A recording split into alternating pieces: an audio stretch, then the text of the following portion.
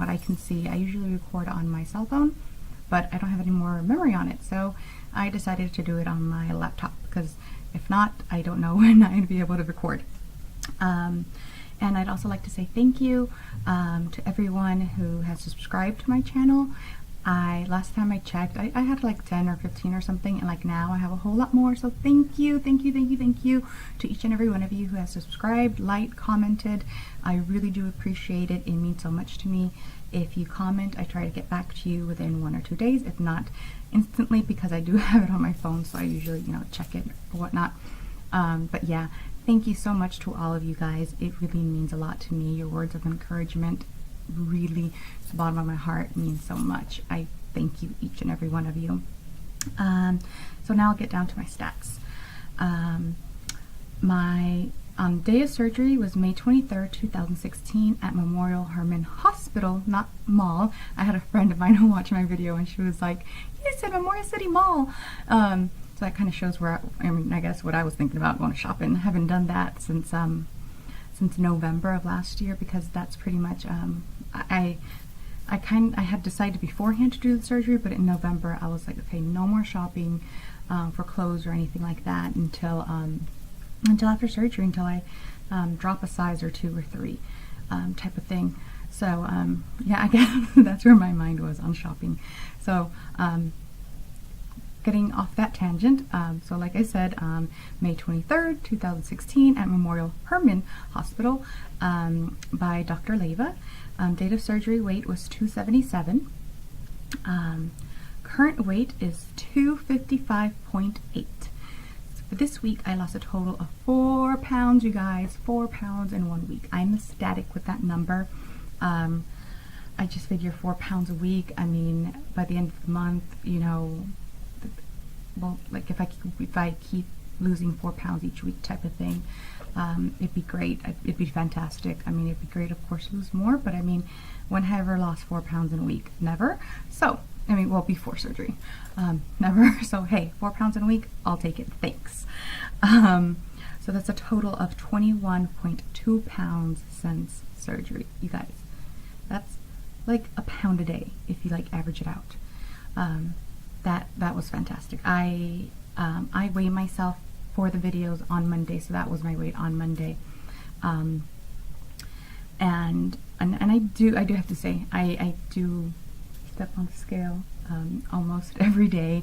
I don't write it down. It's just one of those things, like I just keep it in my head type of thing, but I don't keep track of it.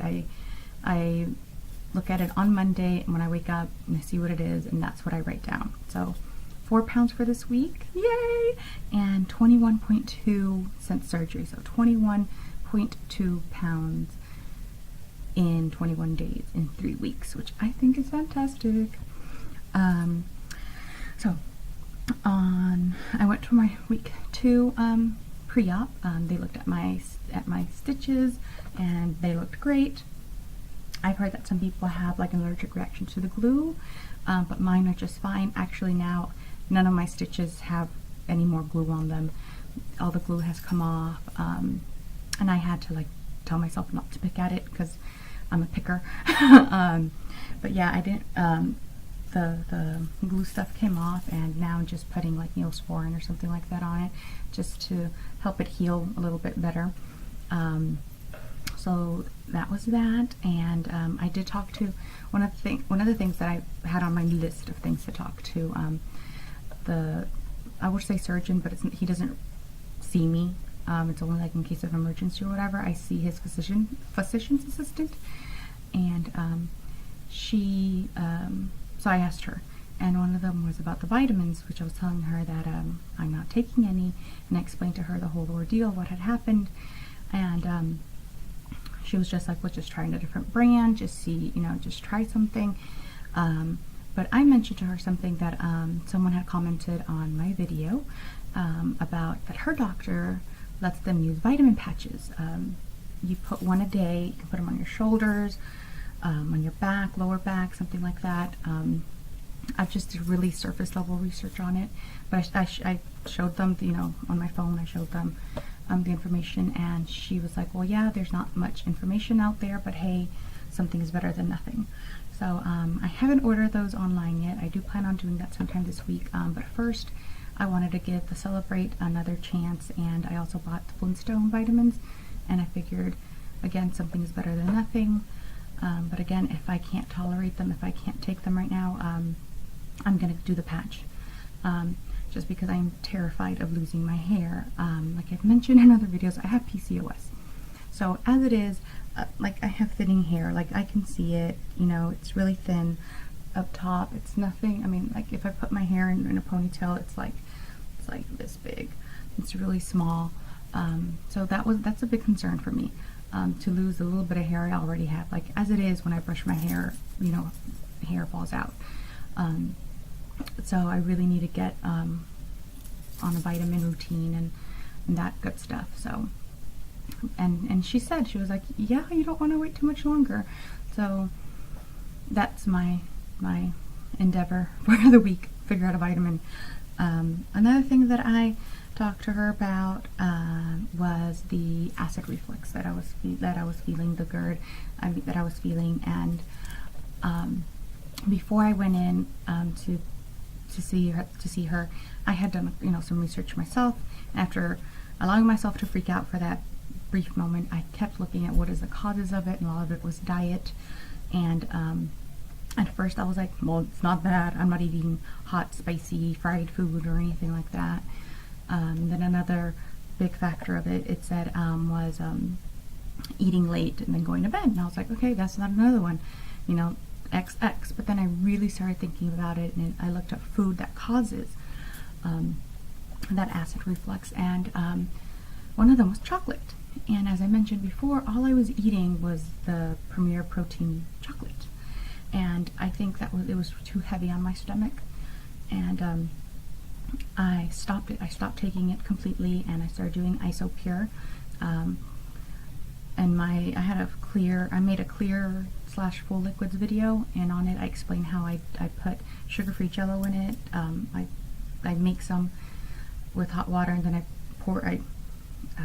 temper it, then I put it into the Isopure, and that's what I did, and I continue to do when I need the extra protein, which will be for tonight as well, which I'll have to do, and I'll talk about that later. But yeah, and ever since I took out the chocolate protein, I've not had any problem with it at all. So I think that's what it is. I'm not going to just stop drinking the protein shakes. I think that later on I'll definitely have to take one for breakfast or just something like that, just to get in the protein that I need for the day. The other thing that they talked to me about was about starting the pureed phase. What my doctor recommends is to have full liquids throughout the day, and then for your dinner, for that to be something pureed. And I was listening to what she was saying, and because she was saying you don't want to all of a sudden when you get into the soft foods, just like hit your stomach, really hard with soft foods. And I was listening to her, but then I was like, but then how come I'm only having one meal of pureed foods? She was like, oh, well, you just don't want to shock your stomach into it. And, and I was listening, and I was like, okay, but could I have like 2 meals, or could I do lunch as my pureed food? And she was like, yeah, you can mix it around, and as you tolerate it, you can add a little bit more throughout. I listened to her, and then I also listened to my body. And I'm by no means saying don't listen to your doctor or their advice or anything like that. All I'm telling you is what I did, what worked for me, listening to my body. So that day, I wanted some, I think I mentioned it in my pureed food haul video, was that I wanted some beans. So I knew my mom was going to make beans right then and there, so I went to a Mexican restaurant and I got myself some beans, and I had those. They were the most delicious thing in the world, let me tell you. Like, those wine connoisseur things, that they feel the different notes. Well, let me tell you, I could feel the garlic, I could taste the garlic and the onion, and it was just, every bite was better than the next type of thing, as silly as that sounds. But yeah, it was the best thing in the world. And I didn't have much. I had 2 ounces probably. Again, it was the first time. It was right after my doctor's visit. And then I had some more for dinner. And then ever since then, I pretty much have pureed foods at every meal. And then what I do to try to fill in the blanks with protein is I'll do an Isopure. I'll usually do like because I bought I want to say they're 12 ounce or 8 ounce bottles, and I think they're 8 ounce bottles of the Isopure. So I'll do half in the morning and half in the afternoon. That's 15 grams of protein, and I usually can shoot for about 60 grams of protein. My nutritionist was saying that I should have about from 70 to 90. Right now it's not happening, and maybe I should be drinking more Isopure, and I know I should, because I know that right now, you know, my body's going through like controlled starvation mode, and if I starve it, it'll you know, start breaking down my muscle instead of the fat. And I got a lot of fat, and I'd rather have it break down my fat instead of my muscles, the little bit of muscles I have. So I do know that I have to get better on that, and it's hard, because if you go out, at least for me, the Isopure has to be over ice. It has to be like really cold, and you can't just grab something and eat it from anywhere. At least not me, not right now at this stage. Maybe later in the soft foods, but right now it's really hard if I go out, if I have plans to get in that protein. So I know that I need to make a conscious decision to have my soft foods in the morning and have an Isopure, the entire 8 ounces, which is 15 grams of protein in the morning, and then have one in the afternoon. So that'll be 30 for sure, you know, grams of protein that I have in a day, and then with the other food, I just haven't done it. So do as I say, not as I do, type of thing. Listen to your doctor. I'm just telling you what I'm doing, because if I had to do, if I could only have one pureed meal a day and the rest of it was protein shakes, I know myself, because that's what I did in the past when I was in high school. I just didn't eat, and I tried the whole being anorexic thing. I mean, obviously it didn't work, but I did try it because I got tired of eating the diet food or eating, you know, chicken breast or in a salad. So I just decided not to eat, and because I know that I can go there, I decided that I can't allow myself to get there, to that place, because I don't want to end up in the hospital. I don't want to have I don't want, you know, for this that I'm doing for myself, for me to jeopardize my own health just because of my own stupid decisions. So yeah, you know, new week, need to make better choices. And so hopefully when I do my week 4 update, it'll be better, and I'll tell you, yay, I hit my protein goals every single day. But as of now, I haven't, and I'm not beating myself up about it. I'm just not, because I know that every day I'm getting better at it. So don't beat yourself up about it either. Just know that every day is a new day, and that you can try and try again. Another thing, no, that was it for my doctor's visit. Now, how has my pureed phase been going? More or less, it's been going really good, you guys. I've had beans. I've done the meatballs. My mom made some chicken. I don't know what you call it. I guess it would be like a chicken stew. It's like pollo guisado and like tomato sauce. Oh my gosh, it was so good. It had flavor. It was so good, you guys. Like, I asked my mom, like, Mom, you can make this like every day if you want. It was so good. I got 2 ounces of chicken, and I put the sauce on it, and it was great. Because that's the other thing, you guys. If you're pre-op or you're about to go into pureed phase, you want your food to be saucy, because it helps it go down. If it's too dry, it's not going to go down right. Another thing that happened was I bought the Tuna Creations, and it was garlic herb, and I love garlic. So then I just put some more garlic powder in it. And I put, excuse me, I put mayonnaise in it, and I put, I think it was just mayonnaise, but I put a lot of garlic powder in it. I had about 3 bites of it, and I started feeling nauseous. My heart rate started going up. I started getting hot. That's what they call dumping syndrome, from what I hear. It was bad. It was bad, you guys. And it was off of tuna. Tuna, not a cupcake, not some like fried thing. Tuna. But it wasn't the tuna, and I know it wasn't the tuna, because what I threw up, and I say threw up because the way that you throw up after surgery and the way that you threw up before surgery are completely different. And I didn't believe other people when they said this, but you'll believe it once you feel it. And you're scared, or at least I was really scared to throw up. So I don't want to say like I like throwing up before surgery, but I was good at it. If I had an upset stomach, I would throw it all up within a couple of little, little and it'd come up. But I was terrified that I would do it too hard, that I would somehow bust the staples. But again, fish didn't come up. What came up was like TMI, you guys. But it was like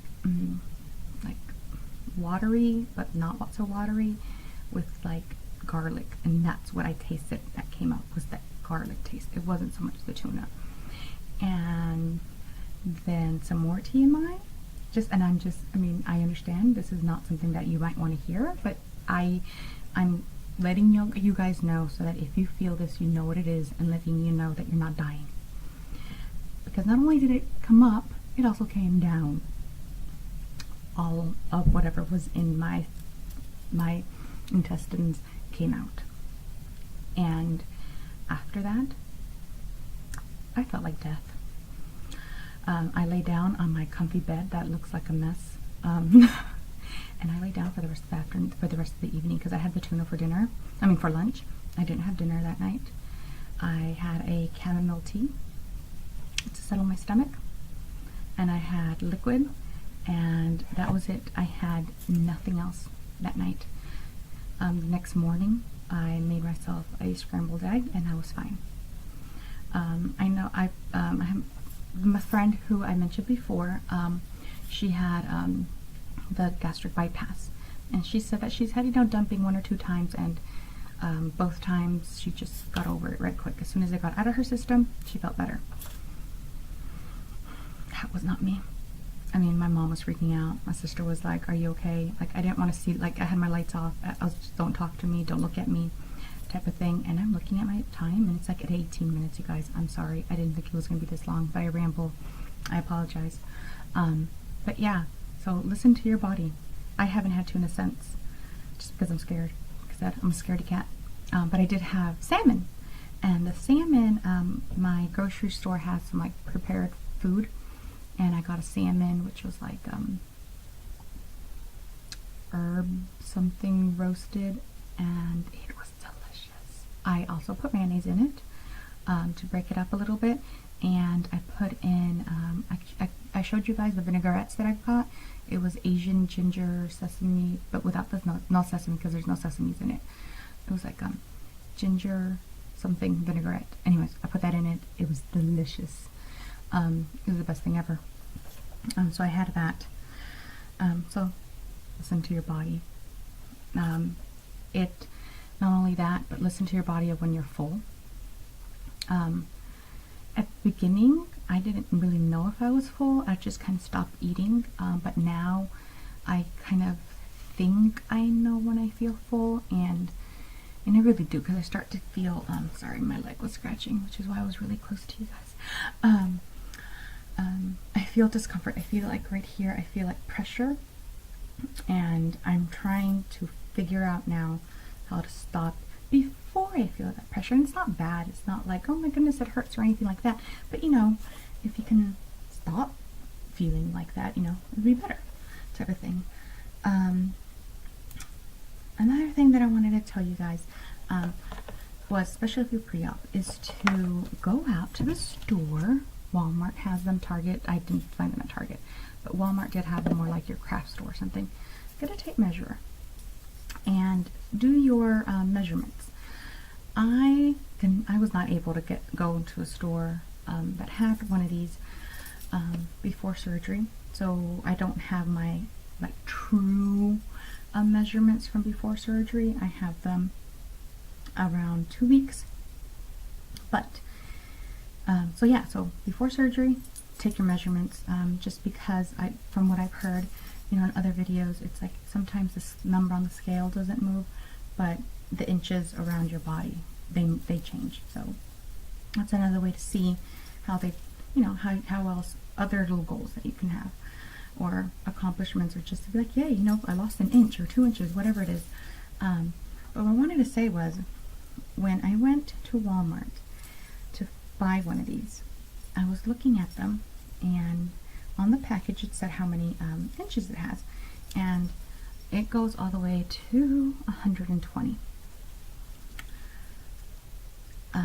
I know it was SJ from Saudi, she mentioned it, and some other people mentioned like body dysmorphia type of thing, and it was funny because I kind of experienced it.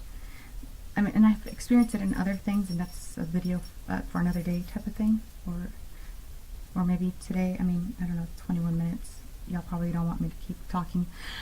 But when I saw that it only went up to 120 inches, I was like, is that going to be enough? Do I need to buy 2 just in case, and like tape them and just then add? And then I started thinking to myself, and I was like, because I mean, last time I remember like measuring my waist, I was like in high school or middle school or something, and I remember it was like 48 inches, and I remember thinking like, oh, 48 inches, that's not bad. And then my other friends started measuring their waist, and they were like 32 and 28, so then that's when I was like, oh, 42 is kind of big, huh? So then I was like, okay, if I was 42 in high school, what size am I now? But just so that you know, 120 inches, you guys, is enough. It's long. I don't want to bore you guys with like numbers, because what I was going to do is, on my 1 month video, was kind of tell you guys if there were any inches lost, just like a total type of thing. Okay, so on my lower stomach, I was 56 inches wide around, and dude, this is like, now that I'm looking at it like this, I'm like, wow, that's me. It's kind of big, just a little bit, huh? I was 56 inches, so that's 56 inches. Let's see, there we go, kind of, you know, you can't get it in the entire screen, kind of, sort of. Anyways, and there's still this much more to go. Wait, I keep on going. So you only need to buy one. One is enough to measure yourself, you guys, in case you were like me and were like, maybe I need to get 2 and tape them together in order to take my own measurements. So that was one of the things that I kind of had to have a you know, reality check for myself, is that I wasn't that big to begin with, because I know that that's one thing that we all kind of, as you know, as big people, overweight people, we kind of always have to gauge things, you know, is that going to hold me? Is that going to be wide enough? And that was one more example of thinking like that. But it is now at 24 minutes, and I do not want to go any longer, so I will stop talking now. And I want to thank all of you guys who made it this far, and I will be making another video soon, before my week 4 or 1 month surgery. So I will let you guys go. Thank you again so much for watching, for listening, commenting, and liking, and all that good stuff. I appreciate it all, and I send you all much love. Bye, you guys.